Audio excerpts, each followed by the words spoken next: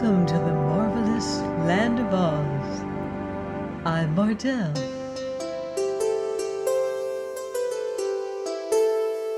Reading The Patchwork Girl of Oz by L. Frank Baum.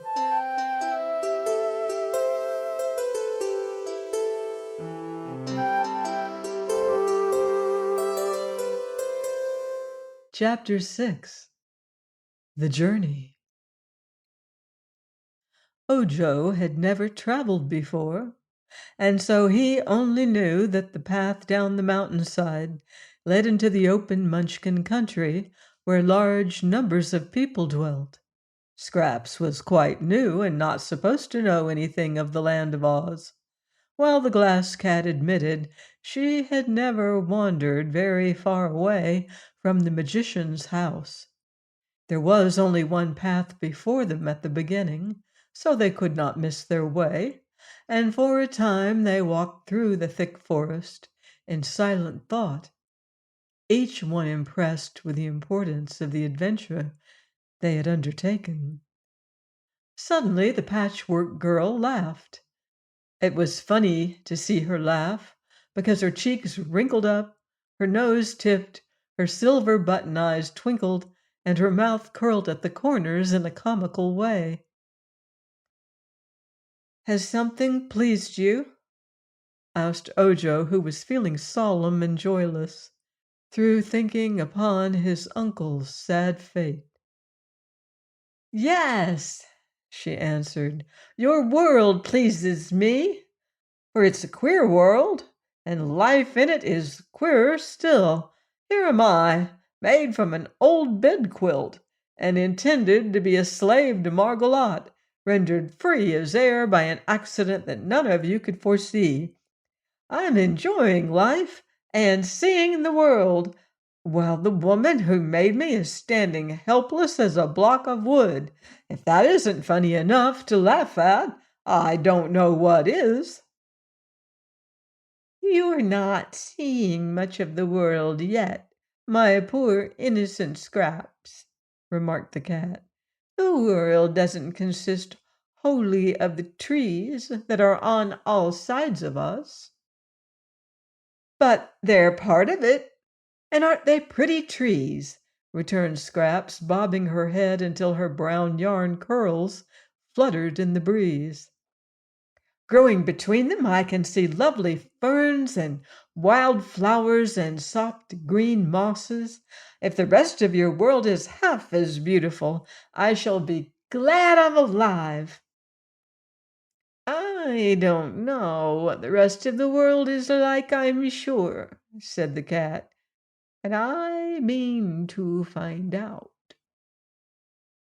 "I've never been out of the forest," Ojo added, "but to me the trees are gloomy and sad, and the wildflowers seem lonesome.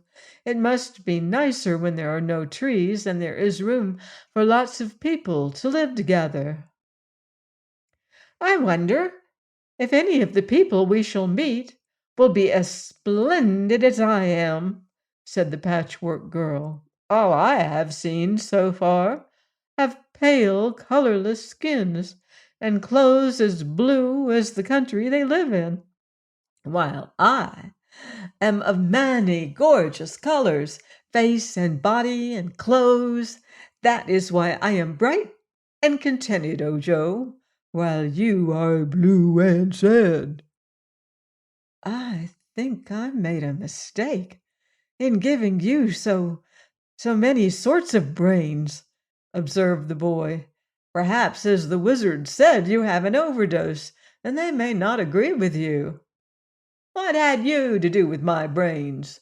asked Scraps. "A lot," replied Ojo. "Old Margolotte meant to give you only a few, just enough to keep you going, but when she wasn't looking, I added a good many more out of the best kinds I could find in the magician's cupboard." "Thanks," said the girl, dancing along the path ahead of Ojo, and then dancing back to his side. "If a few brains are good, many brains must be better." "But they ought to be evenly balanced," said the boy, and I had no time to be careful. From the way you're acting, I guess the dose was badly mixed."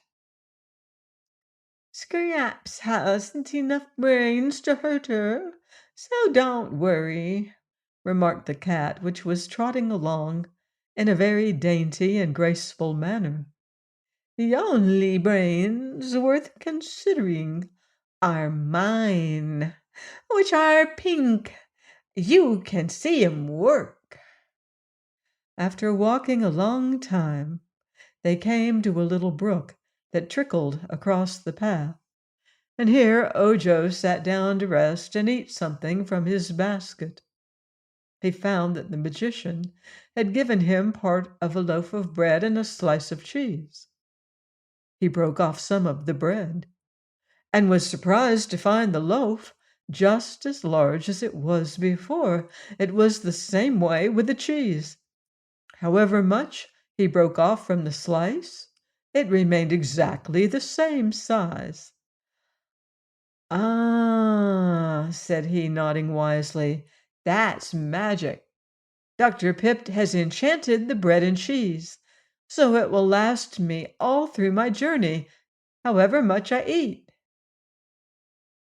"Why do you put those things in your mouth?" asked Scraps, gazing at him in astonishment. "Do you need more stuffing? Then why don't you use cotton, such as I am stuffed with?" "I don't need that kind," said Ojo. "But a mouth is to talk with, isn't it?" "It is also to eat with," replied the boy. "If I didn't put food into my mouth and eat it, I would get hungry and starve." "Ah, I didn't know that," she said. "Give me some." Ojo handed her a bit of the bread, and she put it in her mouth. "What next?" she asked, scarcely able to speak. "Chew it and swallow it," said the boy. Scraps tried that. Her pearl teeth were unable to chew the bread, and beyond her mouth there was no opening. Being unable to swallow, she threw away the bread and laughed. "I must get hungry and starve, for I can't eat," she said. "Neither can I," announced the cat, "but I'm not fool enough to try. Can't you understand that you and I are superior people, and not made like these poor humans?" "Why should I understand that, or anything else?"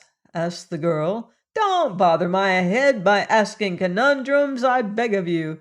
Just let me discover myself in my own way."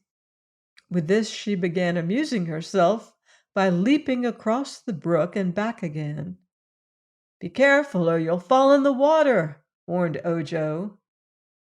"Never mind." "You'd better.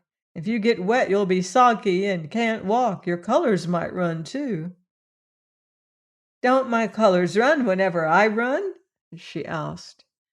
"Not in the way I mean if they get wet. The reds and greens and yellows and purples of your patches might run into each other and become just a blur. No color at all, you know." "Then," said the Patchwork Girl, "I'll be careful, for if I spoiled my splendid colors, I would cease to be beautiful." "Nah," sneered the Glass Cat. "Such colors are not beautiful, they're ugly and in bad taste. Please notice that my body has no color at all. I'm transparent, except for my exquisite red heart and my lovely pink brains. You can see 'em work." "Shoo, shoo, shoo!" cried Scraps, dancing around and laughing. "And your horrid green eyes, Miss Bungle. You can't see your eyes, but we can, and I notice you're very proud of what little color you have. Shoo, Miss Bungle, shoo! Shoo, shoo! If you were all colors and many colors as I am, you'd be too stuck up for anything." She leaped across the cat and back again, and the startled Bungle crept close to a tree to escape her. This made Scraps laugh more heartily than ever, and she said, "Whoop-de-doodle-doo, the cat has lost her shoe. Her tootsie's bare, but she don't care, so what's the odds to you?" "Dear me, Ojo," said the cat, "don't you think the creature is a little bit crazy?" "It may be," he answered with a puzzled look. "If she continues her insults, I'll scratch off her suspender button eyes," declared the cat. "Don't quarrel, please," pleaded the boy, rising to resume the journey. "Let us be good comrades and as happy and cheerful as possible, for we are likely to meet with plenty of troubles on our way." It was nearly sundown when they came to the edge of the forest and saw spread out before them a delightful landscape. There were broad blue fields stretching for miles over the valley, which was dotted everywhere with pretty blue domed houses, none of which, however, was very near to the place where they stood.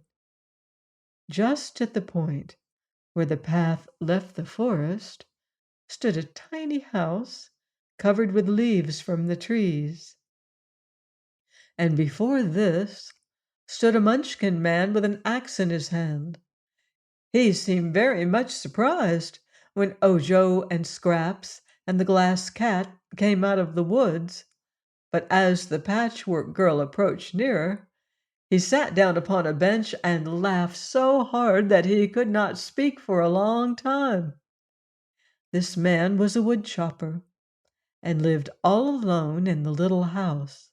He had bushy blue whiskers and merry blue eyes, and his blue clothes were quite old and worn. "Mercy me!" exclaimed the wood chopper when at last he could stop laughing. "Who would think such a funny harlequin lived in the land of Boz? Where did you come from, Crazy Quilt?" "Do you mean me?"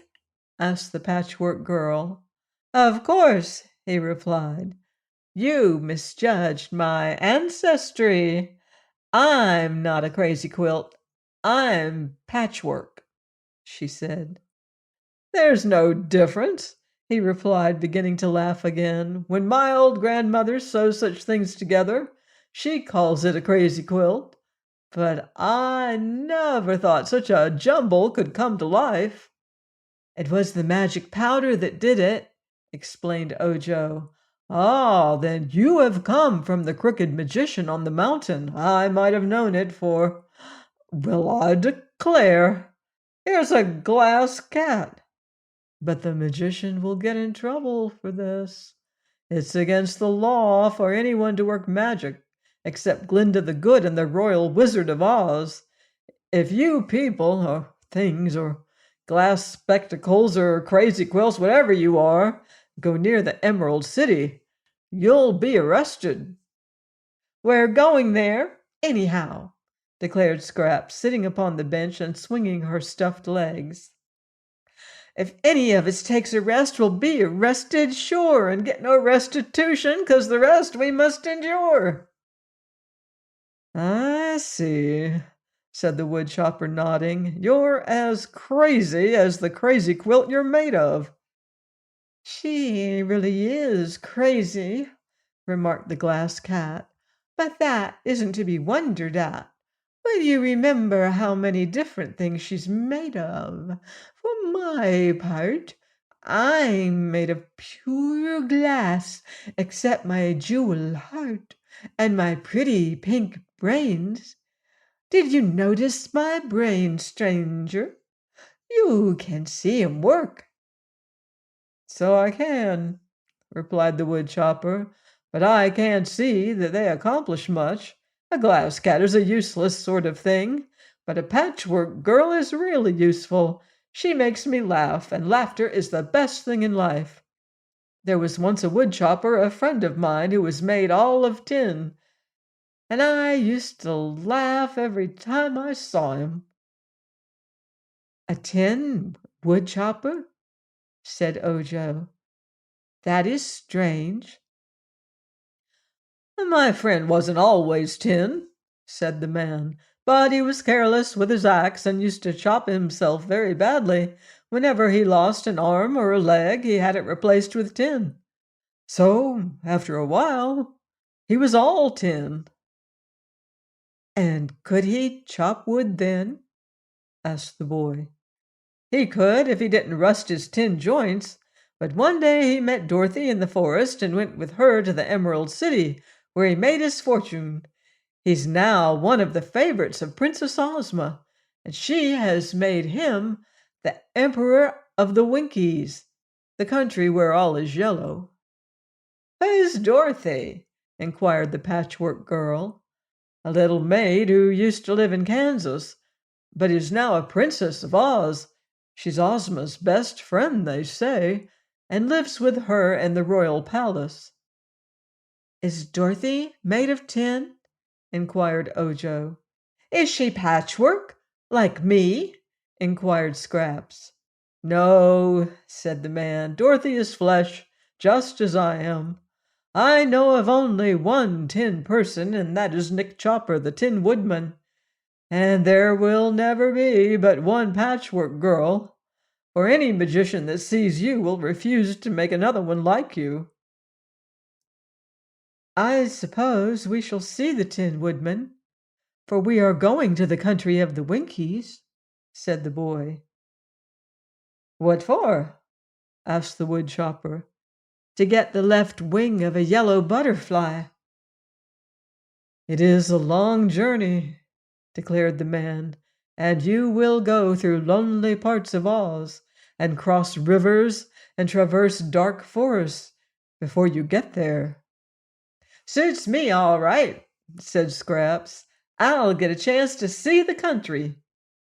"You're crazy, girl. Better crawl into a rag bag and hide there, or give yourself to some little girl to play with.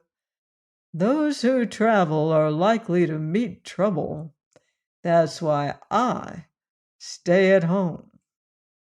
The wood chopper then invited them all to stay the night at his little hut, but they were anxious to get on, and so left him and continued along the path, which was broader now and more distinct. They expected to reach some other house before it grew dark, but the twilight was brief, and Ojo soon began to fear they had made a mistake in leaving the wood chopper. "I can scarcely see the path," he said at last. "Can you see it, Scraps?" "No," replied the Patchwork Girl, who was holding fast to the boy's arm so he could guide her. "I can see," declared the Glass Cat. "My eyes are better than yours, and my pink brains—" "Never mind your pink brains, please," said Ojo hastily. "Just run ahead and show us the way. Wait a minute, and I'll tie a string to you, for then you can lead us." He got a string from his pocket and tied it around the cat's neck, and after that the creature guided them along the path. They had proceeded in this way for about an hour when a twinkling blue light appeared ahead of them. "Good! There's a house at last!" cried Ojo. "When we reach it, the good people will surely welcome us and give us a night's lodging." But however far they walked, the light seemed to get no nearer. So by and by the cat stopped short, saying, "I think the light is traveling too, and we shall never be able to catch up with it. But here's a house by the roadside, so why go farther?" "Where's the house, Bungle?" "Just here beside us, Scraps." Ojo was now able to see a small house near the pathway. It was dark and silent, but the boy was tired and wanted to rest, so he went up to the door and knocked. "Who is there?" cried a voice from within. "I am Ojo the Unlucky. And with me are Miss Scrap's Patchwork and the Glass Cat, he replied. What do you want? Asked the voice. A place to sleep, said Ojo. Come in then, but don't make any noise, and you must go directly to bed, returned the voice. Ojo unlatched the door and entered. It was very dark inside, and he could see nothing at all. But the cat exclaimed, Why, there's no one here. There must be, said the boy. Someone spoke to me. I can see everything in the room, replied the cat, and no one is present but ourselves. But here are 3 beds all made up, so we may as well go to sleep. What is sleep? Inquired the Patchwork Girl. It's what you do when you go to bed, said Ojo. But why do you go to bed? Persisted the Patchwork Girl. Here, you're making altogether too much noise, cried the voice they had heard before. Keep quiet, strangers, and go to bed. The cat, which could see in the dark, looked sharply around for the owner of the voice, but could discover no one, although the voice had seemed close beside them. She arched her back a little and seemed afraid. Then she whispered to Ojo, Come, and led him to a bed.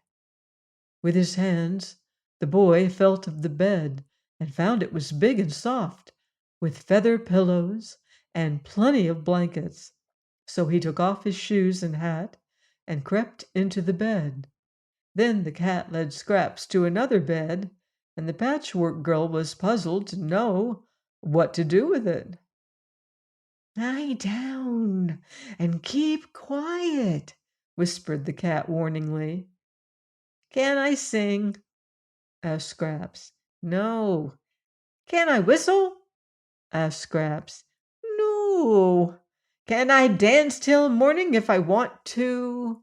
Asked Scraps. You must keep quiet, said the cat in a soft voice. I don't want to, replied the Patchwork Girl, speaking as loudly as usual. What right have you to order me around if I want to talk or yell or whistle? Before she could say anything more, an unseen hand seized her firmly and threw her out of the door, which closed behind her with a sharp slam. She found herself bumping and rolling in the road, and when she got up and tried to open the door of the house again, she found it locked. What has happened to Scraps? Asked Ojo. Never mind, let's go to sleep, or something will happen to us, answered the Glass Cat.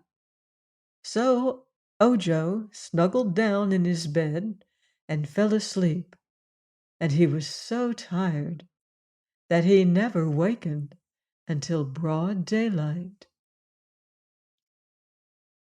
Please join me next time for more magical adventure here on the marvelous land of Oz. Goodbye for now. See you in Oz.